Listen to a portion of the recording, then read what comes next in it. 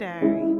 Making the decision to immigrate to Calgary felt like I was placing an Amazon order for freedom, endless possibilities, social security, and a beautiful world of seamlessly integrated multiculturalism. Only instead of autofilling my credit card information, clicking buy now, and receiving my package the next day, I spent months filling out paperwork and acquiring various documentations.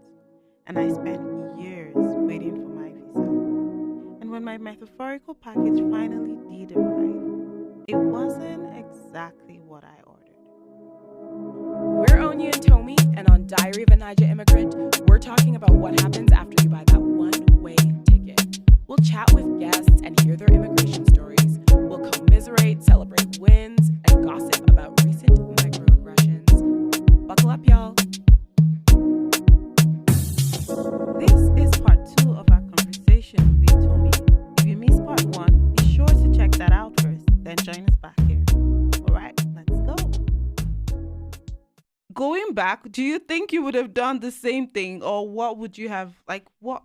Just walk me through that experience. I know. I feel like going back, I'm like, because sometimes when I will ask, what would you have wanted to do differently, or I wish we'd have these conversations or something like that. And I'm just like, I was so resistant to everything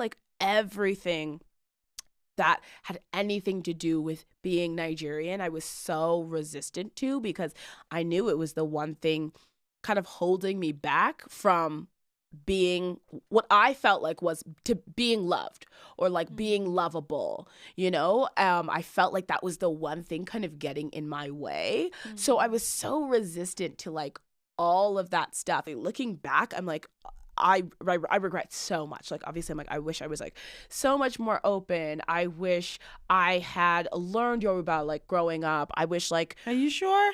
I do. Yeah, why? You don't believe me? No, I'm just wondering, growing up and having everything right now, why would you, are you sure why do you want to feel like you wish you were associated with that part? That's actually a very good question. I'm glad you asked that question. I don't feel like this as much, because I'm kind of realizing it's okay and my unique journey is fine. But I felt very much like I belonged nowhere. And I think what happened was I worked so hard to reject the Nigerian pieces of me in an effort to assimilate as much as possible, and the effort to be as white as possible. And then I kind of realized one day, oh, this is awkward, because I'll never be white. I'll never be white enough, and I'll never be white. So at this point I was like, well, I'm not Nigerian enough. And every time I would go get my hair done, or be surrounded by Nigerians, it was always a big thing. They just love to make fun of me. They love to make fun of the way I talk. They love to make fun of the fact that I don't speak Yoruba. But I felt like that was always a thing, where Nigerians were kind of oh my gosh, look at this whitewashed, sorry excuse for a Nigerian. And then at the end of the day, and then white people are just well, obviously you're not white, whatever. And then I started having this experience where I spent some time in the States and everything like that when I graduated from high school, and I was getting a little bit older and really coming into myself. And I started seeing how people were starting to kind of commodify Blackness in a certain way. And then they were starting to kind of want a certain type of Blackness from me. And so I found myself in this weird situation where people were where white people were you're not white. They're also you're not hood black. So you're not African American, hip hop culture black. What does that even mean? So it means Harlem black, Brooklyn black, it's a really American narrative. Yeah. For what black is. And that's a lot of the That's a lot of the story when we talk about like blackness and what it means to be black and all of this stuff, not in an African context. That's a lot of where the narrative comes from. Like it comes a lot of the time from African American experiences. And I feel like for a long time, which is a lot of the reason why Afros in the City came to be, is like for a long time, the sort of Black Canadian experience wasn't really something that was being explored. And it was very confusing to me growing up, because I'd be like, okay, what does it mean to be like Black? And on one hand, I had this like African, like Nigerian example, my parents, of like, that's one version of Black that I could be. That didn't feel like me. That didn't feel like something I could execute well. Then there was this other version of what does it mean to be Black? And this is what I saw on like TV. So this is the like, you know, the sassy Black sidekick friend that you see on TV, right? So that's that like Harlem Black, that like hood Black that I'm kind of like, you know, nodding to, that hip hop Black. And that wasn't me either. And I was like seeing white people really trying to make sense of me. And then I would have, so I have white people telling me I'm not white enough. I have like Nigerians telling me I'm not Nigerian. And then all of a sudden you fast forward in my like adult life and I have white people telling me I'm not Black enough. Do you get what I'm saying? Is this making sense? Interesting. So I think in terms of, I felt very, like an identity problem? Yeah. And I felt very like without a home, because I didn't feel like I had a home among like African Nigerian culture. I didn't feel like I had a home among Black culture, and I'm doing air quotes with that because whatever that means, but I feel like Black culture has been taken and really like squished into this small box, which means African American culture. And I felt like I certainly didn't fit into that, largely because I'm not American. And then there was the option of being white or being Canadian or like falling into like these tropes, which I didn't fit into.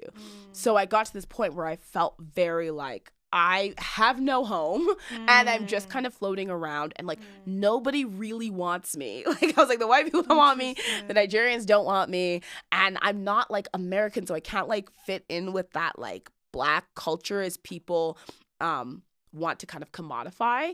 And again, everything I'm describing they're not necessarily real communities as much as they're kind of identities to put on in order to feel a sense of belonging. And so when I say like, oh, I didn't fit into Black culture, I am being very specific in the sense that there is a way that people kind of look at Black people and be like, you're that kind of Black woman. Like, okay, cool. You're like Beyonce, or you're like this person, right? And it's like, oh, I can like understand you or whatever because you're like this person. And I think in terms of like acceptable Black people, a lot of those stories come from like an African American context. I don't know if that makes sense. And so I think in terms of, to go back to your question of like, yeah, would I have really wanted that? I think that would have really, really helped me feel a sense of grounding in terms of like who I was and feeling just some peace around knowing that I fit somewhere, because I think I spent my whole life really feeling like I didn't fit anywhere. I really didn't feel like I fit here. I really didn't feel like I fit within the like Nigerian community, and then in the sort of more global Black diasporic community, I really didn't feel like I fit because I didn't have that American perspective. That's very interesting and deep. Yeah. Yeah. Like I never thought that. Like, look at me thinking, oh, why didn't my dad give birth to me here? Why didn't, like, I wish I sounded like my cousins. Like you were like wanting to like grow up here. Yeah, because like the way my cousins sound is the way you sound. And I'm like, if you had given birth to me here the way my uncle gave birth to his children here, right, I'd probably sound that same way. But now it's just giving me a different perspective, and this is why this is really nice, like having different perspectives of different immigrants, right? Yeah. So like I'm just curious, like right now, what is, I dare say, what is your status? Like how do you feel? How do you identify right now? Do you feel like you found your place? Yeah, great question. I feel like 2020 was when I started doing a lot more like writing and stuff like that. And I wrote this one piece that was actually like it was a really like cathartic experience for me. And I wrote this one piece for Afros in the City. And I wrote about what I felt was like such a niche, unique experience. And it was called Canadian Born and Black: The Absurdity of Identity. And the focus of it was really talking about like, what does it even mean to be Canadian born and Black? Because a lot of the language that we use to describe, you know, whether Black diasporic experience or the experience of being Black, is so cultured. And like I said, either it's kind of focused on, you know, being Black in Africa or being an immigrant or being African American. I just felt like, yeah, where my identity and my experience didn't actually fit in, you know, in any of these sort of scripts or frameworks. And so I kind of wrote about my journey to try to figure out like who I belonged to and to try to figure out like where I fit. And during that process, it was like a personal essay, but during that process, I like found like so many great Black Canadian authors writing about exactly what I felt. And they were saying, you know, we use the term African American and then often just like slap it onto the Canadian experience. What's also really interesting that I started learning a lot about language is that there's a reason that the term African American is used. There's a reason that we just throw out African and American. It's because a lot of Black Americans who have been there for generations and generations don't know where they're from, right? You know, their ancestors were brought over as slaves, and so they know they're African, but they don't know where they're from. And so when people try to kind of slap that language on here and say like African Canadian, for example, that doesn't actually ring true to a lot of Black Canadians here who do know where they're from. And so the idea of being like Nigerian Canadian, though, that's not like a common term that you're just going to like hear. Someone might use it to describe themselves, but that's not like a common term that you're going to hear. So I feel like I was wrestling a lot with like language and what I felt like was the absence of language to describe my specific experience. And so I kind of started to write about this and being like, it feels like I my whole life, like I always just felt like I kind of had like my hands up against a window, like watching life happen or watching people live. But like I never felt like I was part of the action. I felt like I was watching and observing, but I never felt like I was part of the action, you know? And I think writing about that and kind of expressing that and being like, what does it mean to like, you know, have an identity as someone who was born somewhere that will never really accept you, but you don't like have a home otherwise as somewhere else, to be like, that's my home, that's where I'm from, I'm just in this place and people may or may not accept me here. Like I was like, what does that mean to be born in a place that kind of rejects you in a way and not even have that like foundation? And so I really started to like write about that experience a lot. And then honestly, what was so cathartic and amazing for me was like the response I got from it. Like so many people were like, I literally thought like I was crazy or I was alone in this. And like, this is exactly how I felt my whole life. And people were like, yes, like you, like these are the words that have been like in my head for years and years and years. And like, thank you for naming that. Thank you for putting voice to that. And that in and of itself was like such a great experience and unique experience for me, because it made me be like, oh no, this whole identity, this everything that who we are here, it's real. We just haven't named it. But because we haven't named it, it doesn't make it any less legitimate. It doesn't mean that being Canadian born and being Black and not speaking Yoruba and talking the way I talk, but also not being American, it doesn't mean that that is a deviation from Blackness. It doesn't mean that I'm like fake Black. No. It just means that like that is like the entire diasporic experience, like that's part of it, you know? And how can we talk about it more? Like how can we name it more? And I think a part of what does make, well, I'm definitely not the first person to like go off about like, oh, Canada's like this amazing multicultural place. Like, I think it's weird. But I think what does make this country really interesting is that a lot of people who are not white and who are in this country or even in this province came here from so many different ways. And I think that is also partly why we're having such a difficult time kind of like putting language to certain experiences, because there are so many different experiences. And I'm not saying Black people in America all got there the same way. That's obviously not the case at all.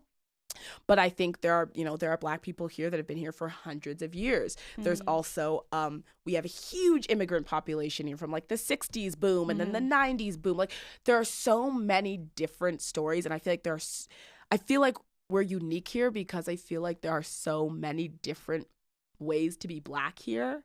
And I know that there are so many different ways to be Black everywhere. That's obviously the case, but I think there's something really interesting about what we have here because everyone does have a really, really different story. And I think for me, just like being willing to allow that to just be being willing to like acknowledge the fact that it's like my story for what it is legitimate. It's a legitimate experience. I'm still part of this society, all of it. I'm, part of our Black communities here, part of Canadian culture and Canadian communities here. Like, I'm still part of all of it, even though it doesn't like look a certain way. So in terms of a really, really long way to answer your question of like, what is my status now? I think my status now is less concerned about finding belonging in a specific community, and more concerned about creating space for different ways of being and creating space for talking about different ways of being. And I think if I felt like I had the space to just be, then I wouldn't be so desperate to belong. Yeah, that makes total sense. What do you keep, like, everything you've been saying has just triggered so many emotions in me, because it just feels like as an immigrant, you go through different experiences, but at the end of the day, it leads you to one thing, a sense of identity, a sense of belonging, because you're like, you struggle with the experiences you brought from where you're coming from, and you wonder how relevant it is in this place, right? And then the same way you're here, you have the experience. But then as a person, you're struggling with where you as a person actually fit in the place where is actually your home, where you were born and raised. And just because you were raised in a different home with different kind of food, but at the same time, you still have that influence of school or other things and the environment. And so your tongue is in a different structure, doesn't mean that you don't identify there. So like, honestly, I envy you, and I feel like what you have is what I'm trying to give to my kids. Oh my goodness. Like, I'm sorry I didn't even get to see the point of having to feel inferior in a place where I thought I would feel superior. Right? So I'm just like, wow, I thought that was a luxury. I thought it was so awesome to be in your shoes. But hearing how much you struggled growing up, I'm beginning to get worried for my kids. Like, should we go back? What do I do? What do I do? Like, how do I help? And to be honest, and I think like you've really hit the nail on the head, is it's like they're gonna go through stuff anyway, as you obviously know. Like, they're gonna go through stuff regardless. Life will always happen. And life will always happen. And I think the best thing that anyone can do is really, like you said, like just giving them the tools, like giving them the education, giving them the space to just, talk about what they're feeling or whatever, and like just giving them those strong foundations and stuff like that, giving them those tools, because yeah, it's gonna happen. Stuff's gonna happen. If it's not this, if it's not identity, it'll be something else. But at the end of the day, it's like, if you have that strong foundation, like, you'll be fine. You'll figure it out, and you'll be better off for having gone through those struggles. But then I think without those foundations, that's why, like, I look at this and I look at my my upbringing and all of these stuff, and I tell these stories, I'm like, oh, and it's hard, and they resent my parents and all this stuff, and I'm literally like, I couldn't have written a better life for myself if I tried. Truly, I could not. So I'm like, while I have all of these war stories, I would not have wanted anything different, and a part of that is because like a lot of the things I value, a lot of those I feel like my parents really instilled in me, and like gave me a really strong foundation, and where like sure there are things that they could have done different or done better, Of course. I feel like where it matters I got everything I needed. But like, so the generic question is, what would you have done differently if you had known before buying the one-way ticket? Yeah. But like, what do you think you would, if you were your parents or your mom, That's a good question. you would have done differently, or they would have known? Because I'm sure they've shared their experiences with you, right? Like, what do you think they would have done differently before actually buying that one-way ticket? That's a good question. What's something they would have done differently? I mean, for them, if I were them coming here, I think I would have maybe right off the bat integrated us into Black communities with other Black kids. Now I think about that now and I'm like, oh, I would have rejected that so much. But I think if that was right off the bat, if that had been my situation, I don't know if I would have, like, I'm sure I would have just been like, yeah, this is what I know. And, I would have been happy with that. So I'm like, I think had we grown up like really more integrated with Black kids, then we could get a sense of pride in who we were and wouldn't have felt such like a need to kind of reject like who my parents were and who we really were and like that kind of thing. And then, maybe like slowly like trickle in a couple white kids, like pepper them in, sprinkle them in for a little flavor as we get older. I'm kidding.